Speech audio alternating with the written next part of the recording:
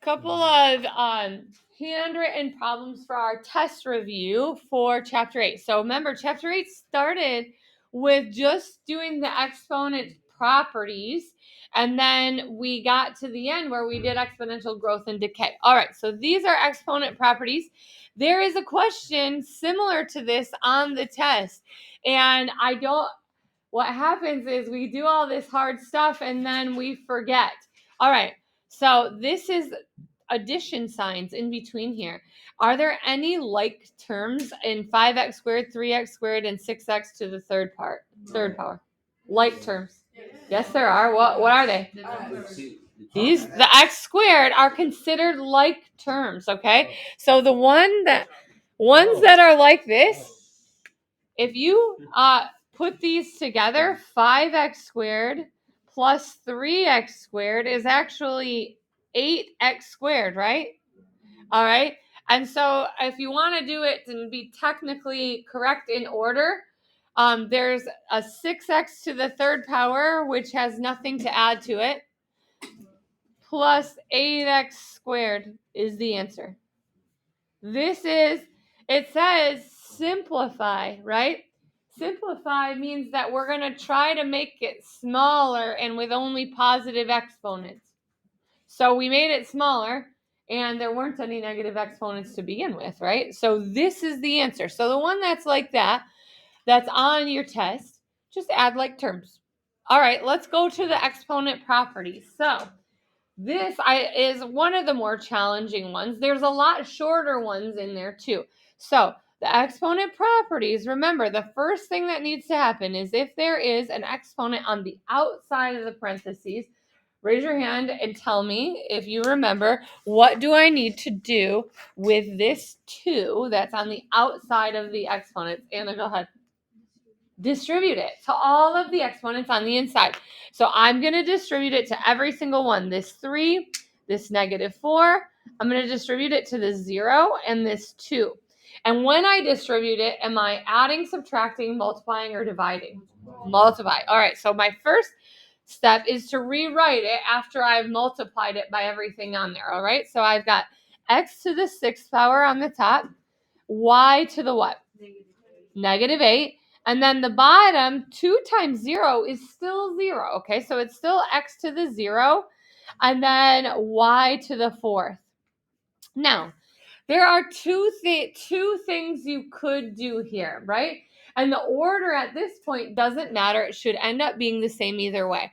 So what I'm going to do is this order. I'm going to realize that these are like bases, right? And they're in a fraction. So what do I do with exponents in a fraction with a like basis? Do I add, subtract, multiply, or divide? Subtract. I subtract. Think of it as fraction subtraction of exponents. So I'm going to keep my base of x. I'm going to do 6 minus 0 and get 6. The other thing I could have done is I could have said x to the 0 power is 1 whole, right? And then this is really like multiplying by 1, and I could just take that out, still leaving me with x to the 6th power. All right. Y to the -8 minus 4. -8 minus 4 is really what? -12. -8 minus 4 is -12. Okay, now this is correct, but it's not done. Remember, we only want positive exponents. So how do I get rid of the negative exponent, Malcolm? Of a what? That's right. So y to the -12 becomes positive. That's the whole point. Don't leave the negative on. You put it in the denominator. Where do I put x to the 6th power? In the numerator. That's right. So this is the final answer we would be looking for. Is that ringing some bells? Okay. And sometimes it's like riding a bike. We've learned it once before, right? And now we just have to open those passageways in your brain to remember. Okay, let's look at this one. So this is using the properties again. It's just missing something, right? So x to the fourth in parentheses, and then they're missing an exponent on the outside, but it's got to equal x to the 12th. What number would you put in this box right here? Go ahead. -3 is correct. Question mark is equal to -3 here. It's negative because this is a -12 right here. So this one, it's just complete the equation. It's not saying that we have to write it with positive exponents. It's just what's in there. All right, here we go on this one. Number 4 then, the question mark, x to the 6th power on the inside of the parentheses. And then on the outside is question mark, 1 over x to the 30th. Carla, what is it got to be? It is not 5. Anna? -5. See the difference here? In this case, it simplified it, right? So this one right here, the next step would make that 1 over x to the 12th, right? Which they did not do that here. They're skipping the step here of having it be x to the -30th, and then they simplified it. So don't get confused here. This one would have to start being a -5, right? And then get -30, and then you put it at the bottom of the fraction. Okay, so far so good. Beautiful. All right. So there will be, I think, 2 questions like this that look exactly like this, where it asks you to complete the table and give the equation. So it starts this table. In order to complete it, you've got to figure out what the pattern is first. So if x is 1, 2, 3, 4, 5, that's going up by 1s. 2, 1, 0.5. What would be next in line here? What would be next? Alvin, go ahead. 0.25. What would be next after that? Be careful. What's next? What is going to be next? 2, 1, 0.5, 0.25. What's happening here? It's dividing by 2 each time. So if I divide 0.25 by 2, what do I get? Alvin, go ahead. 0.125. Okay, now this is something we have not really practiced much. So I want you to put a star by this, because I know you're seeing that it's dividing, right? So dividing by 2 each time is the same as multiplying by what? The reciprocal. Oh, so what's the reciprocal of 2? Yeah. That's right.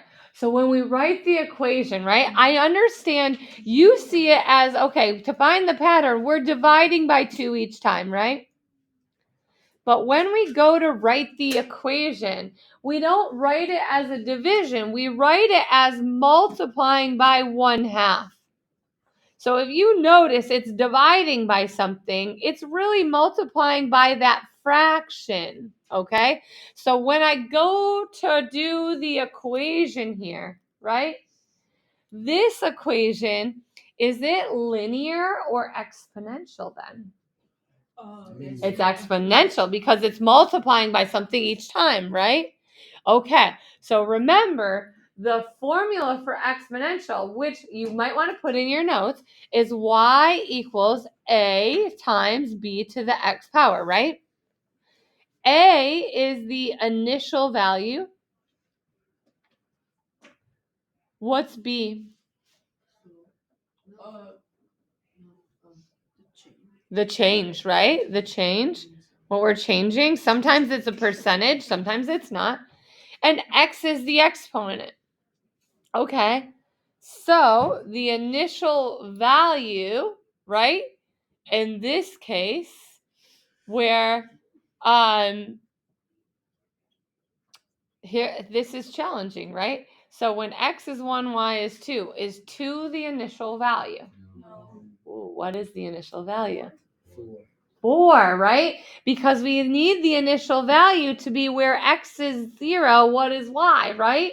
So if we work backwards, it had to have started at 4. So my equation is y equals 4 times what's it's changing by each time? by 1/2 is right, it's right here, and the exponent is x.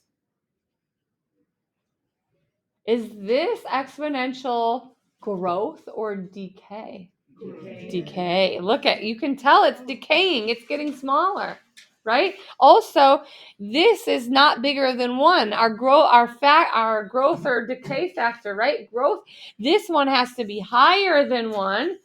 This is lower than 1. So this is exponential decay. We'll practice some more in a minute. Okay? Turn it over. On the back, and again, I copied this for you because I know this is a review out of the book, but as a person who knows what's on the test, I was like, ooh, maybe we need some extra practice on this, right? All right, here's the next one. In parentheses, 3 squared x to the third, and then on the outside of the parentheses, a 4. What should I do first? Distribute the 4. Here we go. So I get 3 to the what power? 8. X to the what power? 12. Is this the answer? No. It is not. It is the intermediate answer. What do I need to do next? Raise your hand if you know. What do you know, David? Do this in your calculator. This can be calculated. And it's going to be a nice bigger number. Carla, what'd you get? 6,561. Okay. X to the 12th is the final answer. If you have a base and an exponent that is both a number, make sure you simplify it. Okay. Good. All right, let's do this one. Oh, this one looks challenging. It is a little challenging, right? Okay, let's think about this for a second. There are multiple things you could do first here. So, what do you want to do first? What do you want to do first? On the top? Yeah. Okay, what can go together? S4 and S to the 4th. X to the 4th and x to the 3rd. Am I going to add, subtract, multiply, or divide those exponents? Add them, yes. Because it's not like this where it's a parentheses. I want to add those exponents. So I really have now, my first step, I have x to the 7th, y to the 2nd power, and I didn't change the bottom. I have 4x to the 2nd power. What can I do now? David, go ahead. You subtract the x's. Yeah, look at, there's still like terms here of x's, fraction, subtraction. So if I subtract these, I get x to the 5th power. Where should it go though? On the top or the bottom, Malcolm? The top, because it's positive, right? So now I have x to the 5th power on the top, y squared on the top. Does the 4 stay on the bottom? Yes. Is there anything that I can simplify now? No. That's it. This is the answer. Okay, good. See, now that our brains are ticking and back with some of these exponential properties, it gets easier. It's just like when you haven't done something in a little while, you got to reopen those synapses, right? And remember what happened. Okay, let's go. These are some other ones we haven't done in a while. Write in scientific notation. So the first one is 0.0000567. If I write that in scientific notation, what should be my first number? You've gone and you've gone. Someone who hasn't gone yet. Joel, go. 0.67. To the negative what? I'm sorry. 6. That is correct, right? So remember the decimal has to be one space. This first number it's got to be higher than 1 and less than what? 10. All right, so there we go, 5.67. And then he counted the spaces, 1, 2, 3, 4, 5, 6 spaces. And why did we make it negative? Yeah, 6 spaces. And this is a small number, right? We wouldn't not really want someone to be like, congratulations, you won $0.0000567. Thank you. Not even a penny. Not even close to a penny. A little speck of a penny, maybe. All right. under a microscope, probably. Then you can see it. Okay, how about the next one? Somebody who hasn't gone, give me the next answer. Cam, go ahead. 10 to the what? I'm sorry. Perfect. That's right. The decimal, even though it is not shown, is at the end to begin with. We need to move it to be between the 4 and the 8 so that it's higher than 1 and less than 10. And that would have moved 1, 2, 3, 4, 5 spaces.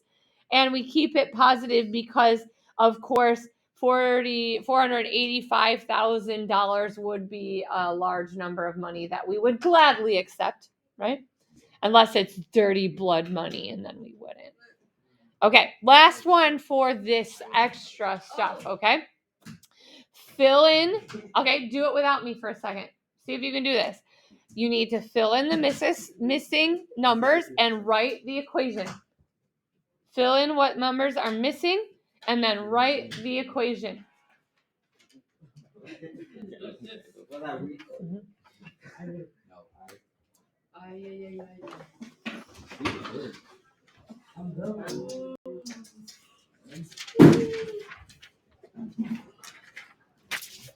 Okay, first things first, what are the two missing numbers in this one? The two missing numbers are what? Alex, what are the two missing numbers? Okay, so even if you don't know the equation, right, find the pattern. What's the pattern, Alex? Thank you, Alex. Okay, adding 4 every time. So is this an exponential or a linear equation? Linear. Okay. So remember, linear equations take the format y equals mx plus b, right? Okay. So m is my slope. What's the slope? 4. Right? But it's 4 because what's the change here really? It's 1, right? So it's really 4 over 1, right? Okay, which is 4. So just realize that it's 4 over 1, so my slope is 4. Because if it's not going by ones, that bottom number is something else, and you got to divide it. Okay, so 4x. Ooh, what's my y-intercept this time? Carla, go. Go backwards 1, where x is 0, y would be 1. This is the answer for the rule. Good job. Okay, excellent. Now, one last thing before the review, all right? And the review is for you to practice on, okay? I uploaded the review and the answers to the whole review. One more practice. You do not have to write this down, but I would like to go over it for the sake of studying, okay? And I'm going to read it. If you want to write it down, I'll put it back up later. You can add it to your notes if you choose. So I don't want to wreck this one, though. So I'm going to go ahead and find a sheet of plastic real quick so I can not write right on this if I can find one. Okay, still recording, though. Still recording. All right. Okay, here we go. So let's practice this a quick second. If you want to write it, you can. You don't have to. It's a lot of words, but I will keep it up after the fact. So last but not least, that's exponential growth and decay, right? This is the last things that we've talked about. So if you have a story problem like this that says a car depreciates in value by 5% each month after it has been purchased. If you purchased a car for $10,000, how much is it worth after 1 year? Okay, so you got to remember the same exact thing that we just did, which is this is the formula, a times b to the x power. A is what? Our starting value. B is our growth or depreciation, right? Or our decay, right? So y equals, what is our starting amount? 10,000. Okay, now we usually use a parenthesis here. What is our growth or our decay factor here, Ivan? 1.05. It is not 1.05 because we're not increasing.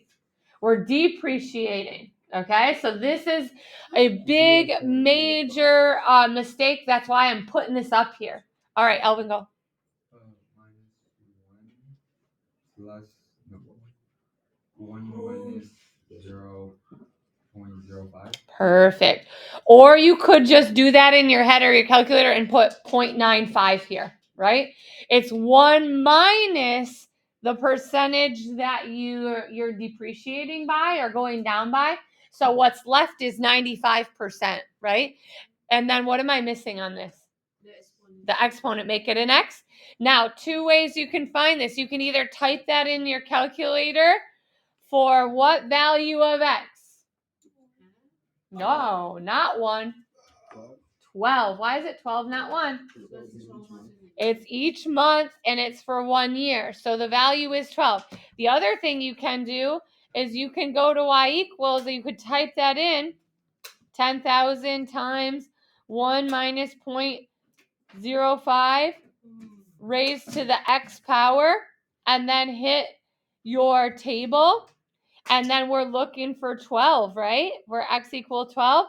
And so that value would be $5,403. And how many cents? 60. 0.6 is 60 cents, okay? Not 6 cents. You'll get that wrong. Okay? So, and then you got to ask yourself, does that make sense?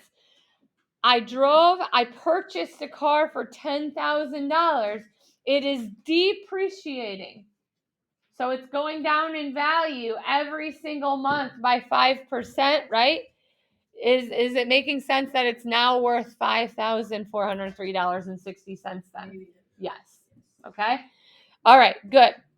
Let's do the next one. And again, you can write this down or choose not to. I'll leave it up. Suppose someone gets an idea to start a pay it forward initiative. All right. They do a good deed for 3 people and then in return ask each of them to do good deeds for 3 new people, and every person continues the chain, right? So it keeps happening. How many good deeds will have been done at the 10th stage? How many stages will need to occur to reach 1 million good deeds? Okay. So to do a question like this, the first thing you should do is write the equation. Same formula, right?